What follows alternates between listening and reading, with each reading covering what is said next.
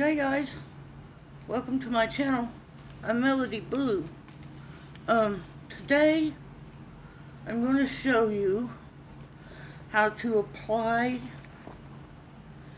the satin glazing liquid. Now, you don't need one of these if you don't have it, but this is from my acrylic pouring days. I'm going to put this underneath this page here, because this is one I'm going to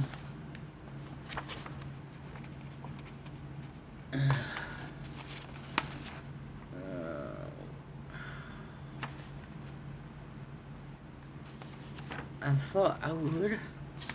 Hang on, let me find a better page. One that ain't going to ruin the picture over the other side. Okay. Do this. Alright. This is the... Alright. I put this shiny side underneath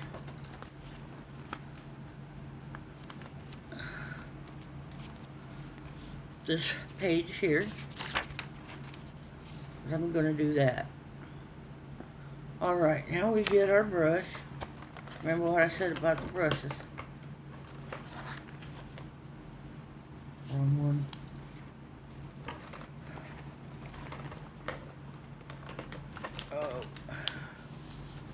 We want this smooth at the top, wide. We don't want this. You see how the bristles are all, see how it's all wonky? I don't know if y'all can see it or not. See how it's jagged? We don't want that. You don't want that. Nope. So, what we do is, we get out a, you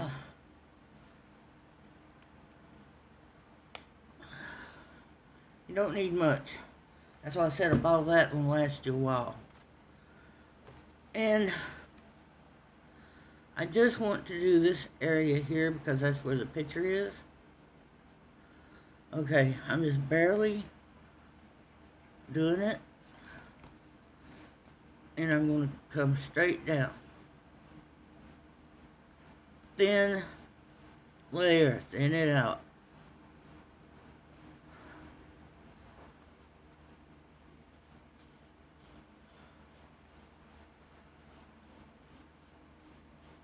Just up, just straight up and down. Just smooth it out. Okay, now this stuff, we can put it in a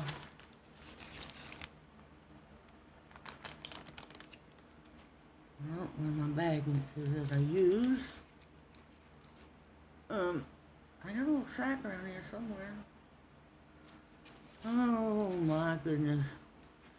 Well, I'll just use this one. You can put this in a Ziploc bag, like so.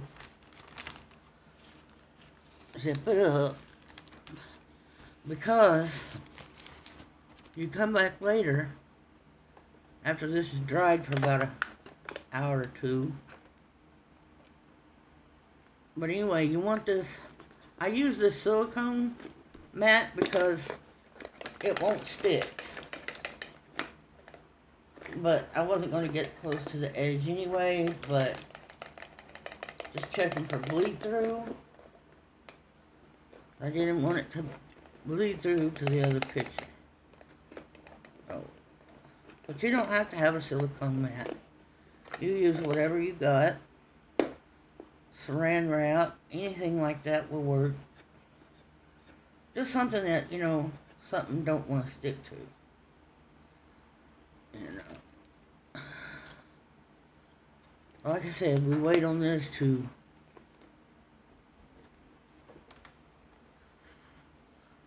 dry. You got your paint covered so that it won't dry out. And I've let the satin glazing fluid set all night zipped up in a baggie like this, and it was still good the next day, so. And I will be back with you guys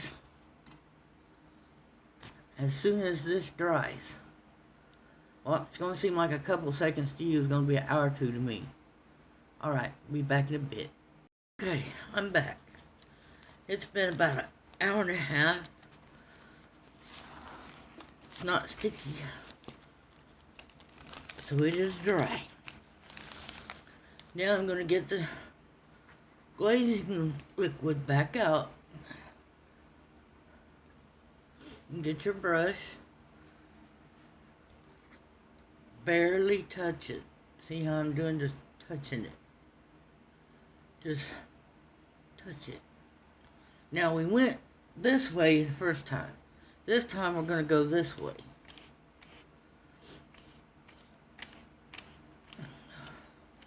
Make sure you get it on there thin. Not thick. You want it thin. Now it's like 9 o'clock in the morning here. So what I'm going to do is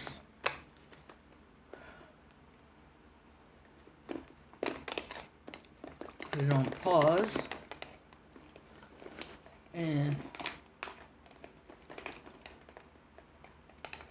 when it's dry again, I will be back. Like I said, just be a few seconds for y'all. It's gonna be 3 or 4 hours for me.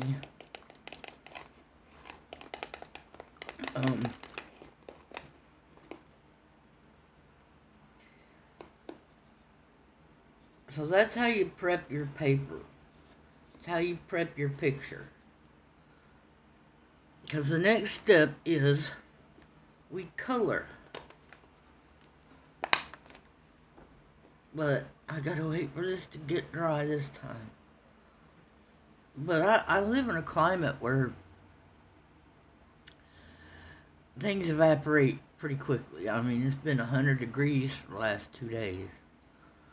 And, so there won't be no need to leave it overnight, because I can already see it drying. So, and what I'm going to do with this is I'm going to show you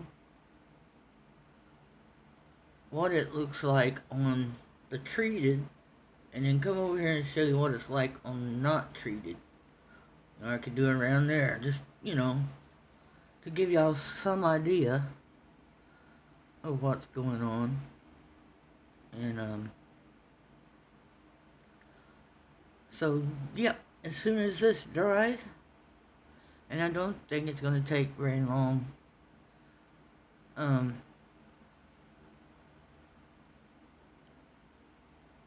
well, I will be back. It's going to seem like a second or two for y'all, but it's going to be an all-day thing for me.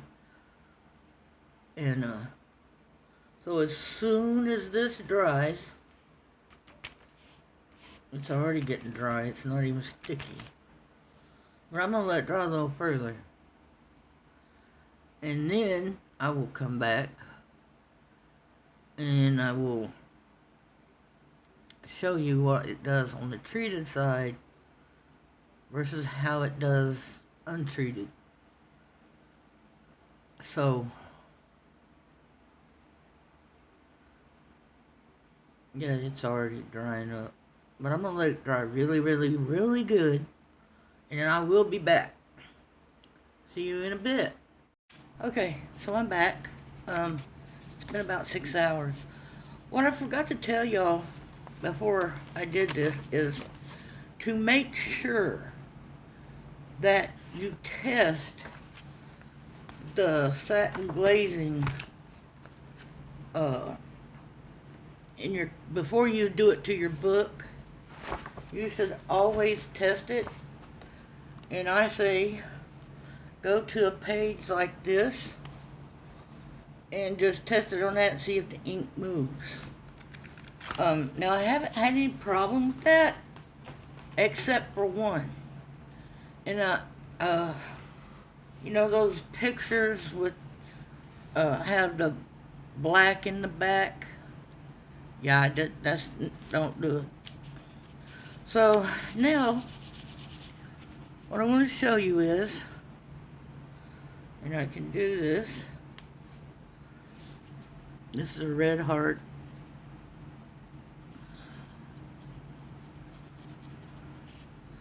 So I'm just wanting to put some pink down.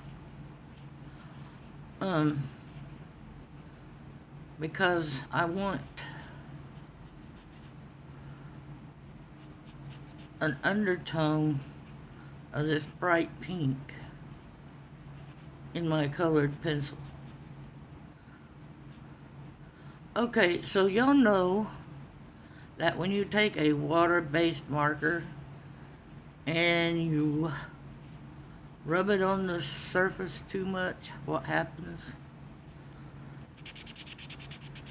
See how that started peeling up? You end up with a hole in your paper. Guess what? It doesn't do that on top of this. See, look here. Alright, this right here has been treated. That hasn't. Look how I'm scrubbing on it. Not peeling up. So, this also helps protect against this. You don't want this. So that's one thing about it, is that you don't have to worry about the peeling factor. So I'm gonna go in here with my artistos, and I'm gonna see how that just having that pink undertone really helps it. Just makes your colors vibrant. But you don't have to use pink. You like if you wanted a more orangey undertone, you could use orange. It's just depending on. You could have a more purple undertone if you use a very light purple.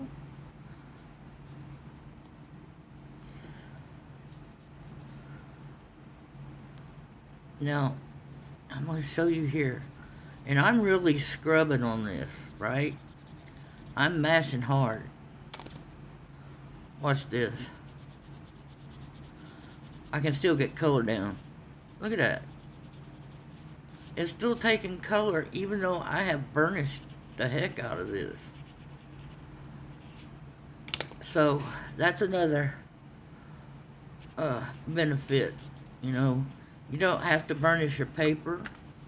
And everywhere that it was treated, it did not affect the image on the back. The only thing that affected it back here was where I scrubbed on the paper without being protected. So,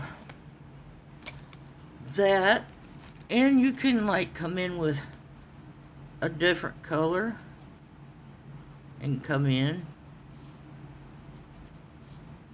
Your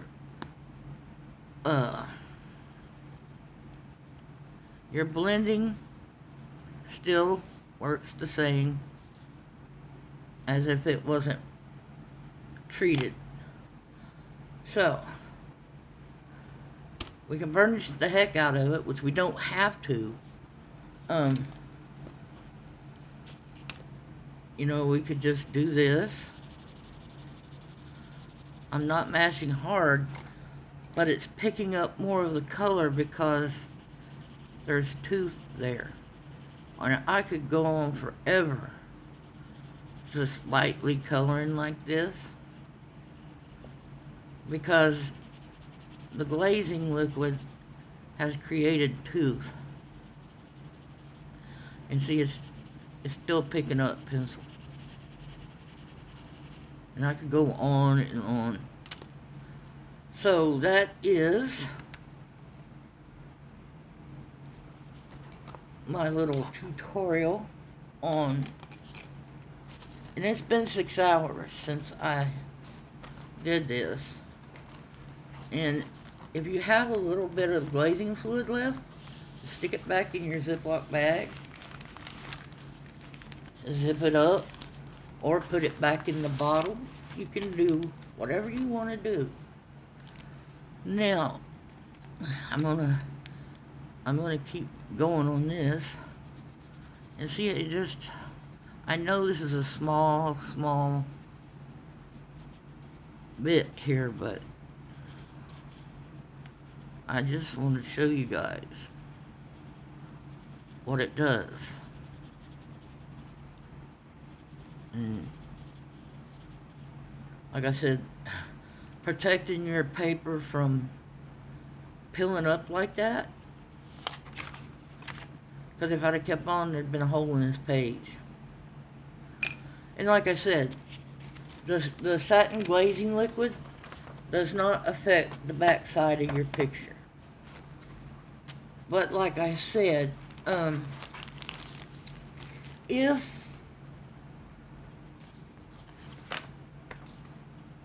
I don't need that there now. Make sure you test a spot on your page before you, like, go to the back of the book. Well, this don't have anything in the back. But anyway, most of the times in the back of the book, there is like, there's, how many pages? 1, 2 test pages, but you want to test it out on the something in the back of the book that doesn't matter, just to make sure that your ink isn't going to go everywhere. So that's all I can tell you about it in this short of time. The application is what's important, and knowing that you've got some protection from rubbing a hole. I can scrub on this all day. Wrong yet. I can scrub on this all day. Looky there. It's not peeling up, but let me do it over here. See, the paper's already coming off. So that's the benefit. Plus, it will, when you're done with your picture, it'll look like it has been printed with the color. But application is key. You want to do 2 very, very light coats. One this way, one that way. Drying time. The drier the better. It only took about 5 hours for that second coat to get completely dry. But important, test before you do it. Just don't go to your page and start doing it. Because like I said, I tried to do this on one of the coloring books that has the black in for the back. Don't do it. You will mess it up. I don't know why that won't stay.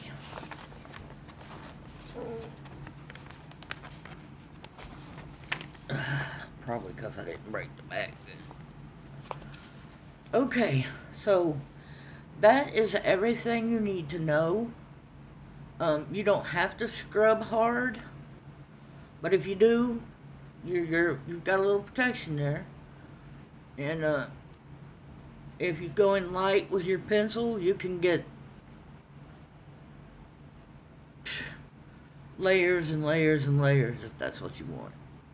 So, but you don't have to do a bunch of layers, because you don't have to. It's got tooth to it now, and it will grab the color off the pencil really easy. It will look burnished even though it's not. So keep that in mind. You don't have to go death grip on your pencil. You don't have to do that. It's gonna look like that regardless after you put your... Well, you don't even have to use markers for base. You just go right in with your pencils if that's what you want to do. But if you do just use markers, there are no marker streaks. You don't get that. So I think I've touched base on everything you need to know about doing this. So yeah. So I'm going to tell y'all I love you, and peace out. Bye.